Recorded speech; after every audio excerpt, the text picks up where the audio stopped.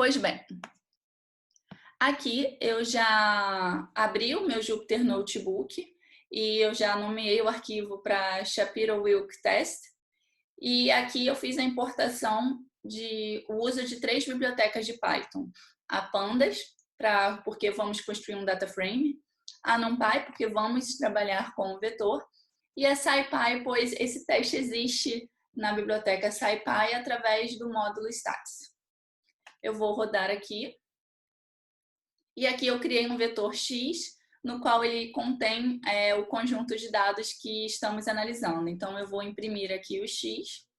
Então, tá tudo certinho. Agora, o que eu vou fazer? Eu vou colocar esse X dentro de um data frame, tá? Então, eu vou criar um data frame chamado df. Então, df é igual a pd.dataframe, onde eu vou nomear a coluna do meu data frame também como X, para facilitar. 2 pontos, recebe o valor de X. Então, quem é df? A única diferença agora é que ao invés de termos um vetor, vamos ter um data frame. Então, para cada elemento de X, temos um índice aqui que se refere a cada linha, tá? Eu não vou precisar imprimir todos os 10 valores, então vou imprimir somente os 5 primeiros, prontinho. Agora, o que precisamos fazer? O primeiro passo, se olharmos aqui no procedimento, no algoritmo, ele mostra, precisamos fazer a ordenação da amostra em análise, tá? Então, vamos ordenar os valores aqui em X de acordo com a ordem crescente. Para fazer a ordenação em um data frame é muito simples, vamos utilizar a expressão sort underline values. Então, df recebe df.sort underline values. E quem eu vou ordenar? Eu vou ordenar de acordo com a coluna X. Então, df. Prontinho. Repare que quando eu fiz a ordenação, né, ele acabou misturando aqui a ordem dos índices. Então, eu posso, na verdade,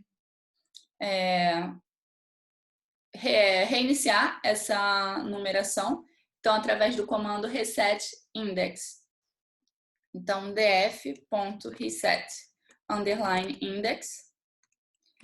Aí eu coloco essa expressão aqui, drop equal true, porque se eu não fizer isso, ele não elimina essa primeira coluna de index, ele cria outra. Quando eu coloco esse drop igual a true, ele simplesmente exclui essa coluna dos índices e cria uma nova, tá?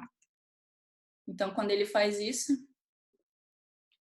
prontinho. Então, se eu vier aqui def... ele não fez a mudança definitiva, então eu preciso dizer def igual. Prontinho. Então, agora aqui os índices estão renumerados novamente, tá? Bom, fizemos a ordenação do nosso conjunto de dados. Qual é o outro passo agora? Precisamos calcular esse somatório aqui, tá? Então, o que eu vou fazer? Eu vou criar uma nova coluna no meu data frame df, onde essa coluna vai ser simplesmente cada elemento aqui. Então, vai ser xi menos a média do conjunto ao quadrado. Então, para fazer isso, precisamos primeiro calcular a média deste conjunto de dados. Isso é fácil. Eu vou criar uma variável chamada média, e média vai ser np_min de df do meu conjunto x. Opa! E quem é a média? Pronto. Então, agora eu vou criar uma nova coluna no meu data frame. E essa coluna vai se chamar SSI, porque é para cada elemento, tá? Depois a gente vai fazer o somatório. Então, SSI vai ser igual a cada elemento de df da coluna X menos a média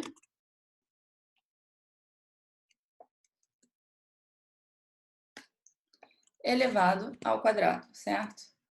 Então, quem é df? Prontinho. Aí ele fez aqui para todo mundo. Então, o meu valor SS vai ser o quê? Vai ser o somatório desta coluna que eu acabei de criar. Então, np_sum de df SSI. Então, quem é o meu valor SS? 2,39. E agora? Agora precisamos calcular o valor de B. Esse conjunto de dados, ele tem 10 elementos, então o número de elementos do conjunto é par. Se olharmos aqui a fórmula, a gente precisa criar também cada elemento aqui dentro desse somatório, tá bom? Então, esse somatório ele vai de I igual a 1 até 5, no caso. Então, são 5 elementos que eu vou estar somando. Para facilitar a nossa visualização, eu vou criar um novo data frame, onde nesse data frame eu vou colocar esses 5 valores que vão precisar ser somados, tá bom? Eu vou criar aqui a fórmula do B, porque vai ficar mais fácil, tá? Para a gente não se confundir. Então, o B vai ser o somatório de I igual a 1 até N por 2. Então, temos o A de N menos I mais 1, né? Vezes o X também de N menos I mais 1, menos o XI.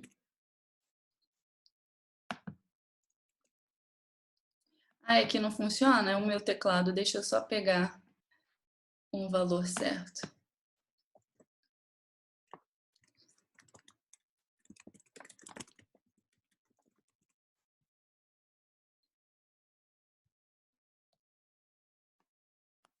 O acento circunflexo no meu teclado não está conseguindo colocar em LaTeX. Pronto, agora vai, resolveu.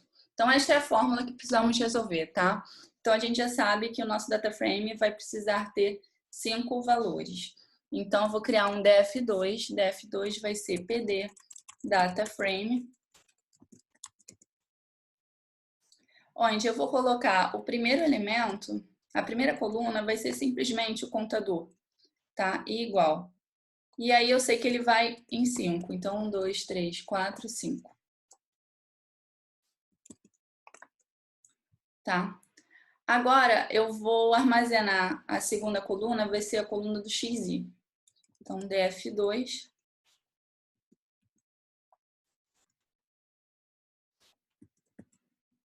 Então, o XI aqui, ele vai ser igual à posição 0 a 4.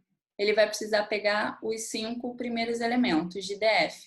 Então, ele vai receber df de x da posição 0 a 5, porque ele não inclui a última. Então, vamos checar aqui. Prontinho. Agora, como a gente já viu antes, aqui ele começa do 10, né? Aí vai 10, 9, 8, 7, 6. Então, ele vai precisar pegar a posição 9 até a 5. Ao contrário. Então, o que eu vou fazer? Eu vou reordenar esse DF de modo que o primeiro elemento seja o último elemento agora. Então, eu vou vir aqui. Vamos lá.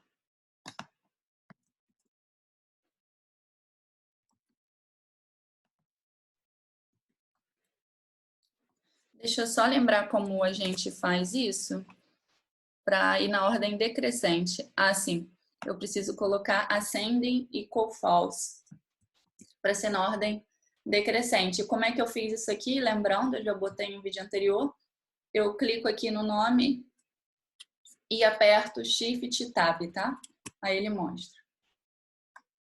Então, aqui ascending equal false.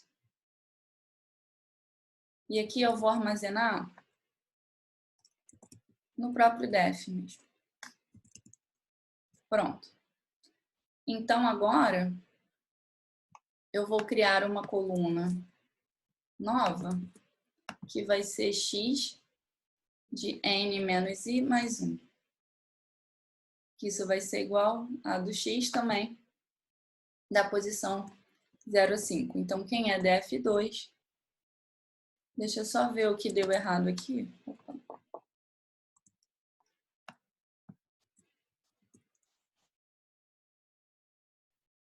Eu acho que foi o values que eu não coloquei, será? Foi. Tá. Tudo bem, eu coloquei o values aqui, então eu transformei esses valores aqui em vetor. Porque se eu coloco assim, values, aí ele já bota como um vetor.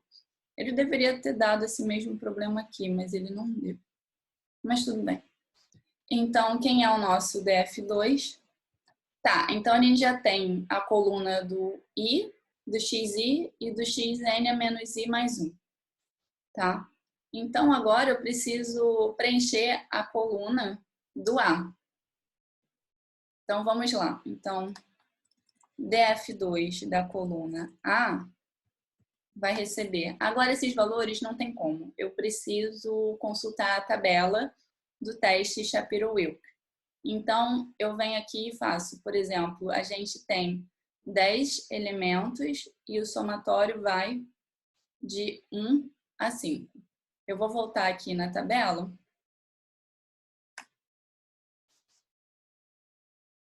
Tá, então, justamente, ele tem aqui o 10 e aqui o A vai de 1 até o 5. Então, os valores de A são exatamente esses valores aqui, tá?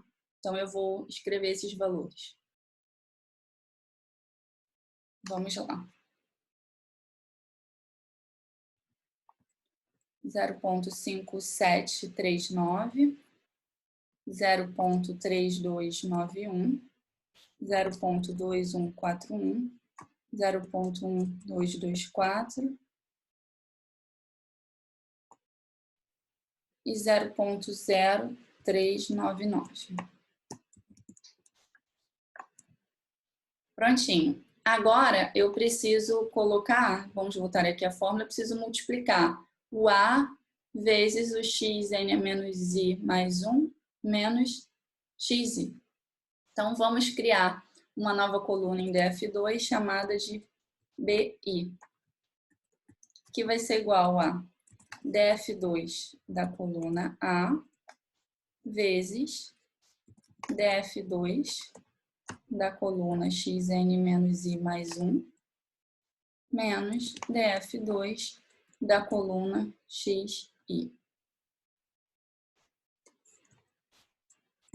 DF2, pronto. E o meu B será justamente o somatório desta coluna BI.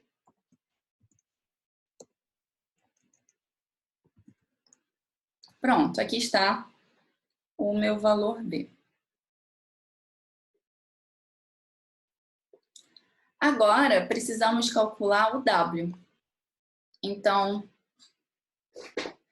vamos aqui para o cálculo de W. O W vai ser a razão entre B ao quadrado divididos por SS. A gente tem o B e temos o SS. Então, agora ficou um cálculo direto. Então, W calc vai ser B ao quadrado divididos por SS.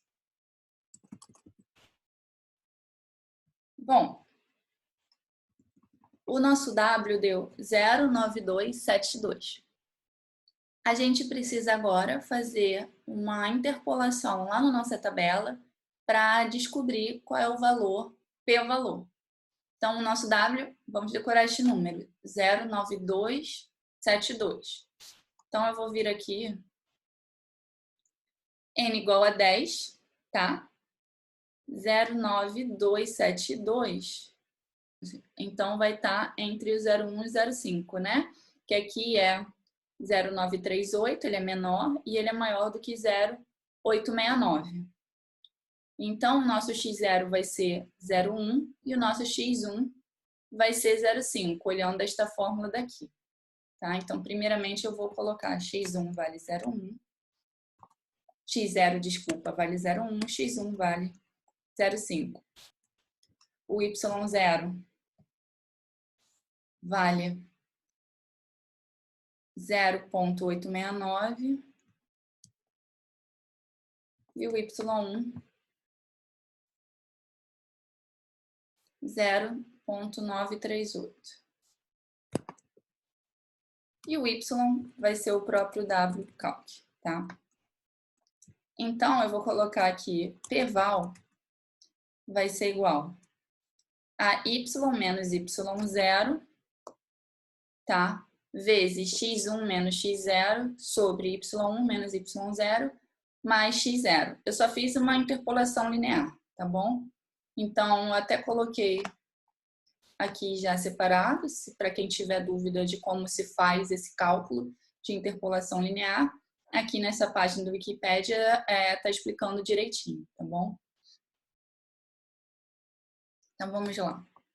Aqui vai ser y menos y0 vezes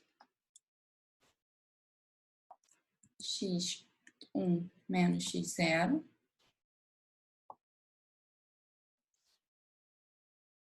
divididos, né, por y1 menos y0 mais x0. Então, o p-val deu 0,437. E o nosso alfa, estamos assumindo um nível de significância de 5%, que é 0,05. Então, o p-val, ele é maior que alfa. Como ele é maior que o alfa, então a hipótese nula ela não pode ser rejeitada, ela é aceita. E nesse caso, a gente conclui que esse conjunto de dados que estamos analisando, ele é sim normalmente distribuído, ele segue a distribuição normal, tá? Agora, eu vou mostrar para vocês, é interessante saber como se resolve o teste do Shapiro-Wilk passo a passo, mas existe um jeito muito mais simples e direto de se realizar esse mesmo teste sem destrinchar todo esse procedimento. É através, aqui eu vou mostrar, da biblioteca SciPy, do módulo Stats, que existe a função Shapiro, tá? E para você conseguir executar esse teste através dessa função, você precisa fornecer o seu conjunto de dados sem estar ordenado, simplesmente o seu conjunto original, e aí ele vai te dar como saída 2 parâmetros. O primeiro é o próprio W calculado e o segundo parâmetro é o p-valor, tá? Então, fica muito mais simples, ele faz aqui, ele dá aqui um exemplo, então eu vou agora executar esse teste. Vamos fazer a importação do módulo Stats.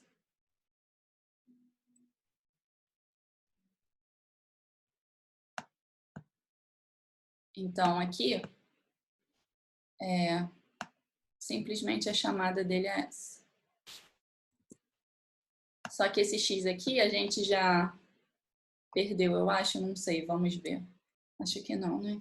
Então, quem é x? Ah, sim, é o nosso conjunto original de dados. Então, se eu executar aqui, pronto. Ele dá quem é o nosso wcalc, né? Vamos relembrar o valor.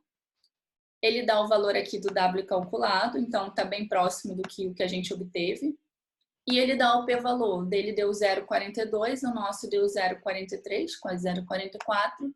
Mas lembrando que essa diferença é por conta de erro numérico, até porque com a resolução que fizemos agora, a gente olhou visualmente numa tabela, então tinha as casas decimais dos valores estavam truncadas, e aqui existe uma maior precisão. Então, é normal não dar exatamente o mesmo valor. Mas eles são bem próximos, tá? Então, aqui ele confirma. Se eu quiser, por exemplo, armazenar essas saídas, né? Eu posso botar WC de wcalc e PV de pval. Aí ele vem e bota quem é WC e quem é PV. Opa. Prontinho. Então, realmente é muito mais simples a gente fazer uso da biblioteca SciPy nesse caso. Agora que já vimos como se faz, como se aplica esse teste do Shapiro-Wilk, eu vou deixar um exercício para vocês praticarem. Aqui no exemplo 2, tá? Eu peço para vocês utilizarem o teste do Shapiro-Wilk, assumindo o nível de significância de 5%, de 0,05, eu quero que vocês me digam se os dados dessa tabela aqui seguem ou não a distribuição normal, tá bom? No próximo vídeo eu mostro então a resolução. Até mais!